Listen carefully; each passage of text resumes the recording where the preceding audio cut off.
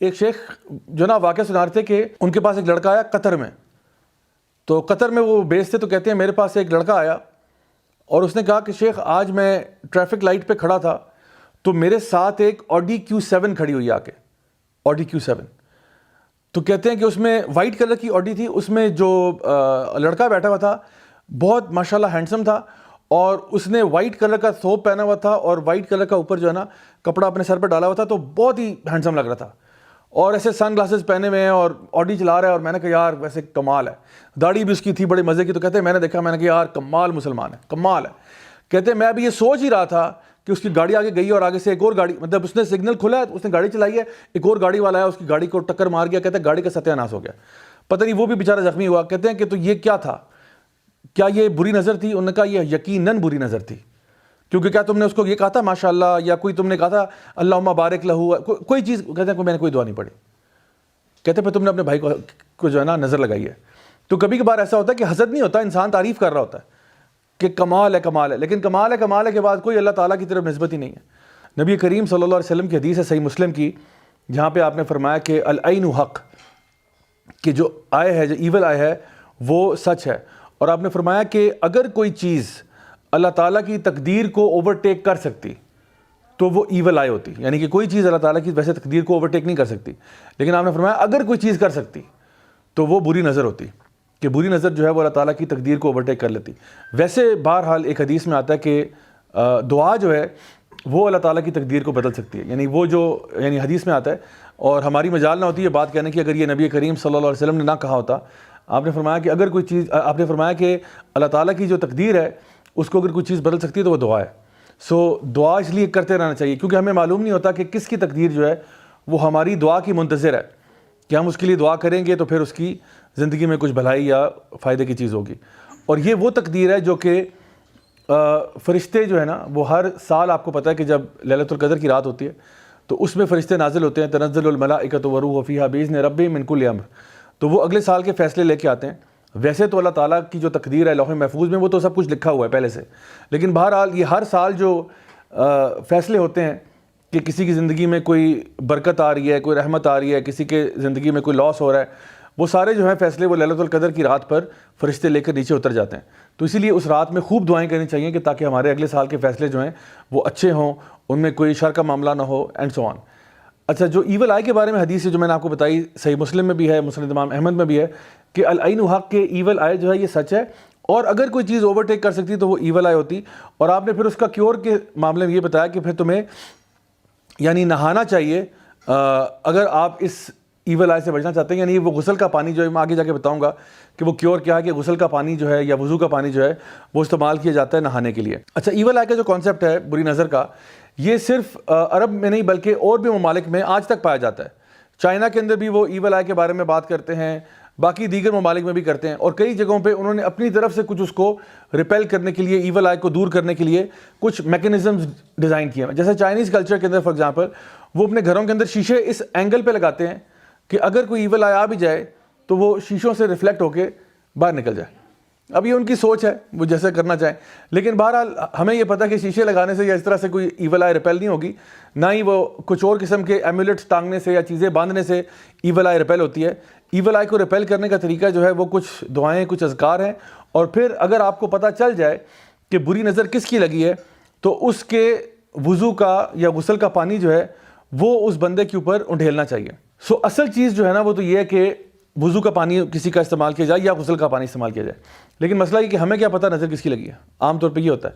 تو اگر کسی کو شک ہو، ویسے یہ ہمارے علماء بھی اس کے بارے میں کہتے ہیں کہ اگر کوئی شخص آپ سے آپ کے وضو کا پانی مانگ لے تو آپ کو دے دینا چاہیے، اور آپ کو مائنڈ نہیں کرنا چاہیے کہ بھئی کیا تمہیں کیا لگتا ہے میں نے نظر لگائی ہے تمہیں، بجائے کہ آگے سے یہ جواب دیں۔ تو کوئی اگر مانگ رہے، ہو سکتا ہے اس کو لگتا ہو کہ بھئی آپ بھی دے دیں، آپ بھی دے دیں، آپ بھی دے دیں، 3-4 ہی تو لوگ تھے، میں اس محفل میں آیا، اس کے بعد میں کلیپس کر گیا مجھے، اور بہت یعنی سڈنلی کچھ ہوتا ہے، ایسا نہیں کہ یعنی آرام سے جو ہے نا بندہ خراب ہوا ہے، ایسا نہیں ہے۔ اگر آرام سے گریجول پروسیس کے ذریعے ہوا ہے تو وہ کوئی بھی نیچرل فینومینا ہو سکتا ہے، لیکن ایول آئی کے جو اثرات ہوتے ہیں وہ ایک دم سے ڈکلائن جسے کہتے ہیں نا، وہ نشانی ہوتی ہے کہ یہ بہرحال ایول آئی کا کوئی اثر ہے کسی انسان کے اوپر، کہ سب کچھ ٹھیک جا رہا ہے، سب کچھ نارمل ہے، ایک دم سے سم تھنگ گوز رانگ، ایک دم سے کچھ حالات ایسے خراب ہوئے ہیں کہ آپ کو سمجھ نہیں آ رہی کہ بھئی ایسا ہوا کیسے۔ تو اس کے لیے اب پریکاشنری کچھ چیزیں ایسی ہیں جو کہ ایول آئی ہونے سے پہلے انسان کر سکتا ہے، کچھ ایسی ہیں جو ایول آئی ہونے کے بعد کر سکتا ہے. بعد والی تو میں نے آپ کو بتا دی کہ انسان غسل کا پانی لے لے، وضو کا پانی لے لے. اس کے علاوہ رقیہ ہے جس کے بارے میں ابھی آپ سے بات کرتا ہوں. لیکن پہلے ہم پریکاشن کی بات کرتے ہیں کہ اس سے پہلے کہ ایول آئے ہمیں لگے تو ہمیں کیا کرنا چاہیے.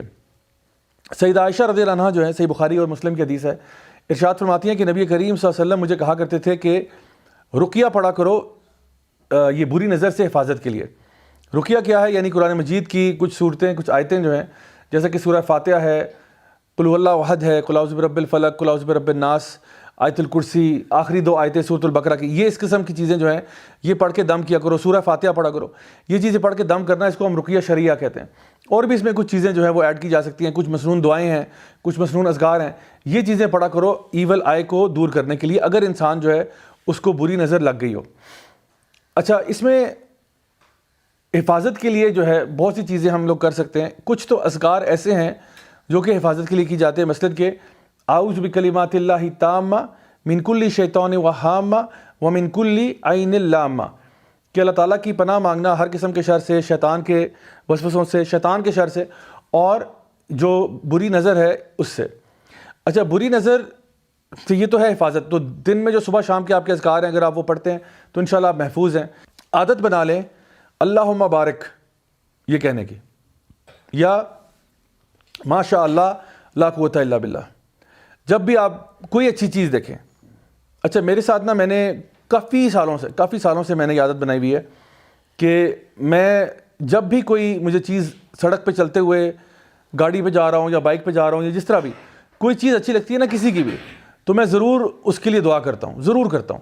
میں اس کو جانتا بھی نہیں بندہ کون ہے، لیکن میں کہتا ہوں یا اللہ اس کو اس میں اضافہ دے دے، یا اللہ بلیس ہم ان دس، یا اللہ give a more of this, اللہم بارک لہ، اللہم بارک لہ. یعنی کوئی بھی دعا اس طرح کر کے نا ان کے لیے ماشاء اللہ لا قوت الا باللہ.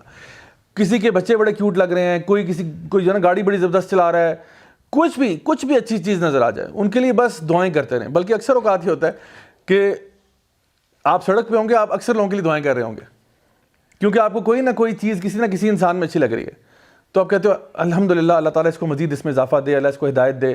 تو اس سے کیا فائدہ ہوتا ہے؟ اس سے 2 فائدے ہوتے ہیں. ایک تو یہ ہوتا ہے کہ آپ دوسروں کو بری نظر سے بچا لیتے ہیں. دوسرا فائدہ اس سے یہ ہوتا ہے کہ آپ جب بھی کسی کے لیے دعا کرتے ہیں تو فرشتہ آپ کے لیے بھی آمین کہہ دیتا ہے. سو آپ کو نا یعنی لوگوں کو دعائیں دینے میں ذرا سخی ہونا چاہیے. Be more open in giving دعاز ٹو ادر پیپل، کیونکہ جب آپ دوسروں کے لیے دعا کریں گے الحمدللہ اللہ تعالیٰ آپ کے لیے بھی وہ چیزوں کو آسان بنا دے گا، آپ کے لیے وہ راستہ آسان کر دے گا، اور آپ کی لائف میں زیادہ بلیسنگز آئیں گی انشاءاللہ جب آپ دوسروں کے لیے کریں گے. اچھا، اس میں کچھ چیزیں ایسی ہیں جو ہمارے یہاں میڈ ان پاکستان ہے یا میڈ ان چائنا ہے. کیا چیزیں ہیں جو ایول آئی سے پروٹیکشن کے لیے؟ اکثر آپ نے دیکھا ہوگا کہ لوگ جو ہے نا وہ اپنی گاڑیوں وغیرہ کے پیچھے کالا کپڑا باندھ دیتے ہیں، ٹھیک ہے، جس کو نظر وٹو کہتے ہیں یا کیا کہتے ہیں، ٹھیک ہے. تو یہ جو ہے نا یہ کیا ہے؟ میڈ ان چائنا ہے. اس کا تعلق دین اسلام سے نہیں ہے. کالا کپڑا باندھیں، یا وہ کچھ لوگ ہوتے ہیں وہ جوتے لٹکا دیتے ہیں، ٹھیک ہے. ظلم ہے سر، یہ ظلم ہے. جوتے لٹکا کے کیا ہوگا؟ نظر چلی جائے گی، دور بھاگ جائے گی. تو ایسا نہیں کرنا چاہیے. جو مسنون طریقے ہیں وہ کرنے چاہیے، جیسا کہ سیدنا حسن اور حسین جو ہیں رضی اللہ عنہما، ان کے اوپر نبی کریم صلی اللہ علیہ وسلم یہی دعا پڑھ کے پھونکا کرتے تھے کہ اعوذ بکلمات اللہ التامہ من کل شیطان وہامہ ومن کل عین لامہ. یہی دعا پڑھ کے ان پہ پھونکتے تھے. جو چھوٹے بچے ہیں جو خود اپنے ذکر اذکار نہیں کر سکتے، تو یہ کالا کپڑا باندھنا یا اس قسم کی کوئی چیز کرنا، یہ جو جوتے وغیرہ اور یہ چیزیں ٹھیک نہیں ہیں. تو اس سے جو ہے نا بالکل گریز کرنا چاہیے. بلکہ یہ چیزیں مائنر شرک میں آ سکتی ہیں، کیونکہ آپ جو ہے اللہ سے توکل اٹھا کے ایک کپڑے میں یا کسی ایسی چیز میں اپنا توکل ڈال رہے ہیں کہ جب تک یہ ہوگا تب تک کوئی مسئلہ نہیں ہوگا. اسی طرح سے کچھ لوگ جو ہے وہ سمجھتے ہیں کہ ہم اپنی اگر جو ہے نا گاڑی کے اندر قرآن مجید رکھ لیں گے تو یہ ایک ایمولیٹ کے طور پہ ہماری گاڑی کو ہر قسم کے شر سے بچا لے گی. تو قرآن مجید رکھنے کا نام نہیں ہے، قرآن مجید پڑھنے کی بات ہے. جب آپ نکلتے ہیں گاڑی میں بیٹھتے ہیں تو سفر کی دعا ہوتی ہے، وہ پڑھنی چاہیے آپ کو صبح گھر سے نکلتے ہوئے بسم اللہ توکلت علی اللہ لا حول ولا قوت الا باللہ یہ پڑھنا چاہیے. تو ایسے ہی قرآن رکھ دینا، ہو سکتا ہے اسی گاڑی کی ٹکر سب سے پہلے ہو، کیونکہ اللہ تعالیٰ آپ کو ثابت کرے گا کہ اس کو رکھنے سے کچھ نہیں ہوگا. اور کتنی گاڑیاں ہیں جو ایکسیڈنٹ ہوئی ہوتی ہیں جن کے پیچھے کالا کپڑا بھی بندھا ہوتا ہے یا کسی نے گلو کمپارٹمنٹ میں قرآن بھی رکھا ہوا ہے. تو ورنہ تو آپ اسٹیٹسٹیکل ڈیٹا نکالیں گے نہیں جی یہ گاڑیاں ساری بچ جاتی ہیں، ایسا نہیں ہوتا.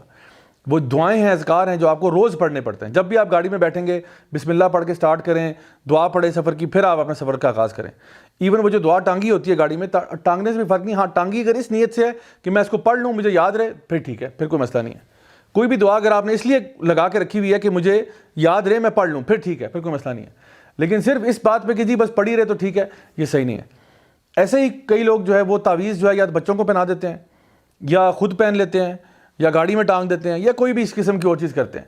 تو نبی کریم صلی اللہ علیہ وسلم کی حدیث ہے مسند امام احمد کی، جہاں پہ آپ نے فرمایا کہ تعویذ کا پہننا جو ہے، ایمولیٹس کا پہننا، یہ شرک ہے. سو کہنے کا مقصد یہ ہے کہ اس میں بعض علماء نے کہا کہ ٹھیک ہے اگر تعویذ میں قرآن لکھا ہو تو شاید کوئی گنجائش بنتی ہے، لیکن بہرحال میں سمجھتا ہوں کیونکہ میں نے ہنڈریڈز اینڈ ہنڈریڈز آف تعویذ کھولے ہوئے ہیں، تو میں یہ کام کہہ سکتا ہوں کہ مطلب جتنے بھی تعویذ آج تک میں نے کھولے ہیں ان میں سے کوئی خیر کی چیز تو نہیں نکلی. اکثر وہ جادوئی قسم کے تعویذ ہوتے ہیں جن پہ وہ ذائچے بنے ہوتے ہیں، نمبرز لکھے ہوتے ہیں، یا پھر کوئی دین کی بے حرمتی کی ہوتی ہے اور وہ تعویذ ہوتے ہیں. تو اس لیے اس کو ٹانگنے سے بجائے بہتر یہ ہے کہ انسان جو بھی ذکر ہے، جو بھی اذکار ہیں، جو بھی دعائیں ہیں، وہ پڑھ کے اپنے گھر سے نکلے. تعویذ کی مثال ایسے ہی ہے کہ انسان ڈاکٹر کے پاس جاتا ہے اور کہتا ہے ڈاکٹر صاحب مجھے سر میں درد ہو رہا ہے، اور ڈاکٹر صاحب جواب میں کہتے ہیں کہ ایسا کریں 2 پتے پیناڈول کے گلے میں ٹانگ لیں انشاءاللہ شفا ہوگی. تو جیسے پیناڈول کو ٹانگنے سے 2 پتے سے شفا نہیں ہوگی، اسی طرح سے قرآن کی آیتیں آپ گلے میں ٹانگ کے گھوم رہے ہیں، اس سے کیا ہے؟ قرآن جو ہے نا وہ اقرا سے نکلا ہے، یعنی جو پڑھا جاتا ہے، جس کی تلاوت کی جاتی ہے. اور اللہ تعالیٰ فرماتے ہیں افلا یتدبرون القرآن، کیا تم قرآن پہ غور نہیں کرتے ہو؟ قرآن بھیجا گیا غور و فکر کے لیے تاکہ آپ اپنی زندگیوں کو اس کے مطابق کریں. یہ تو پھر وہی بات ہوگی، اگر اس کو ٹانگنے والی بات ہے پھر تو وہی چیزیں جو کہ عیسائی کرتے ہیں، اپنے گلے میں وہ لوگ کراس ڈال کے پھرتے ہیں کہ جی کراس ڈالتے ہیں تو جی ہماری حفاظت ہوتی ہے. تو کراس سے حفاظت نہیں ہوتی، نہ ہی قرآن کو ٹانگنے سے ہوتی ہے، نہ ہی گلے میں آیت الکرسی پہننے سے حفاظت ہوتی ہے، بلکہ الٹا شاید آیت الکرسی کی بے حرمتی ہو رہی ہے، کیونکہ یہی تعویذ پہن کے، یہی لاکٹ پہن کے آپ باتھ روم بھی جا رہے ہیں قضاء حاجت کے لیے. یہی سارا دن آیت الکرسی جو آپ نے گلے میں ٹانگی ہوئی ہے یہ پسینہ اور بدبو بھی اکٹھی کر رہی ہے. تو یہ بہت عزت ہو رہی ہے قرآن مجید کی. ایک طرف تو ہم قرآن مجید کو غلافوں میں چڑھا کے اوپر کہیں رکھتے ہیں شیلفوں کے اوپر کہ جی کوئی اس کو یعنی اس کے ساتھ بے حرمتی نہ کرے، کوئی غلطی سے بھی اس کے ساتھ کوئی زمین پہ نہ پھینک دے. دوسری طرف گلے میں ٹانگ کے یہ قرآن پہننے میں ہمیں کوئی ایشو محسوس نہیں ہو رہا. تو میں سمجھتا ہوں کہ ان کو پڑھنا چاہیے، ان آیات کو، ان دعاؤں کو پڑھنا چاہیے اور اپنی زندگی میں کا معمول بنانا چاہیے. اچھا ایک چیز جو ایک اور میڈ ان چائنا چیز ہے وہ میں آپ کو دکھا دیتا ہوں. اس کی تصویر میرے پاس ہے تو اس لیے میں آپ کو ذرا یوں دکھا دیتا ہوں. وہ ہے یہ، اس کو عام طور پہ ٹرکش ایول آئی ریپیلنٹ کہتے ہیں، ٹھیک ہے، میڈ ان ٹرکی. اور یہ کہتے ہیں یہ ایول آئی کو ریپیل کرنے کے لیے استعمال ہوتا ہے. اکثر گھروں میں لوگ ٹانگ دیتے ہیں یہ، اور ہمارے گھر میں بھی تھا. میں نے ایک دفعہ کیا ہمارے گھر میں جو تھا، مجھے جب پتہ چلا کہ یہ کچھ بھی نہیں ہوتا بلکہ یہ ہو سکتا ہے کہ ہم لوگ کہیں شرک میں نہ پھنس جائیں اس کو ٹانگ کے، تو میں نے کیا کہ میں نے بس امی کو بغیر بتائے ہتھوڑا لیا اور توڑ دیا. تو یہ بڑا ایزیلی بریکیبل بھی ہوتا ہے، دیٹس دا گڈ نیوز. آپ اس کو ہتھوڑا ماریں گے فوراً ٹوٹ جاتا ہے. تو ہمارے گھر میں کئی ٹنگے ہوئے تھے بڑے چھوٹے سائز میں، تو میں نے سارے اکٹھے کر کے ہتھوڑے مار کے توڑ دیے سارے. تو جب امی نے کہا یہ تم نے کیا کیا، ڈیکوریشن پیس توڑ دیا یہ وہ، تو میں ان کو سمجھایا کہ ایسی کوئی بات نہیں، یہ اصل میں اچھا نہیں ہوتا یہ کرنے کے لیے. میں نے کہا یہ آرگیو میں بعد میں کر لوں گا، پہلے توڑ دوں، کیونکہ یہ نہ ہو کہ مجھے یہ لوگ کنونس کرنے کے لیے کوئی ایسی کوئی بات کہہ دیں کہ نہیں اب ٹانگنا تو ہے ہی ہے. تو اصل میں بات یہ کہ جب اللہ تعالیٰ پر توکل کیا جاتا ہے نا، پھر یہ چیزیں ساری کی ساری میٹر نہیں کرتی. آپ اللہ تعالیٰ پہ بھروسہ کریں. ہم لوگ خود یہ بات جانتے ہیں کہ ان اللہ علی کل شیء قدیر، اللہ تعالیٰ ہر چیز پر قادر ہے. تو اگر اللہ تعالیٰ ہر چیز پر، ہر شے پر قادر ہے، ہر ریت کے ذرے پر اللہ تعالیٰ قادر ہے، ہر بارش کے قطرے پر قادر ہے، ہر پتے پر قادر ہے کہ وہ کب گرے گا، کہاں گرے گا، کیسے گرے گا، تو اللہ تعالیٰ کوئی بھی اشارہ اگر آپ کی زندگی میں آئے اللہ تعالیٰ ریموو کر سکتا ہے. آپ کو پھر اس قسم کے ٹوٹکے اور یہ چیزیں کرنے کی ضرورت ہی نہیں ہے، بلکہ الٹا یہ چیزیں جو ہے نا یہ ہمارا اللہ تعالیٰ کے ساتھ توکل ڈسٹرب کرتی ہیں. ہم بجائے کہ اللہ پر بھروسہ کرنے کے ان چیزوں پر بھروسہ اور آسرا کرنا شروع کر دیتے ہیں کہ جی یہ جب تک چیز لگی رہے گی تو ہمارے گھر سے بلائیں ٹلتی رہیں گی اور ایسا ہوتا رہے گا. سو ان چیزوں سے بچنا جو ہے وہ اس لیے بہت ضروری ہو چکا ہے.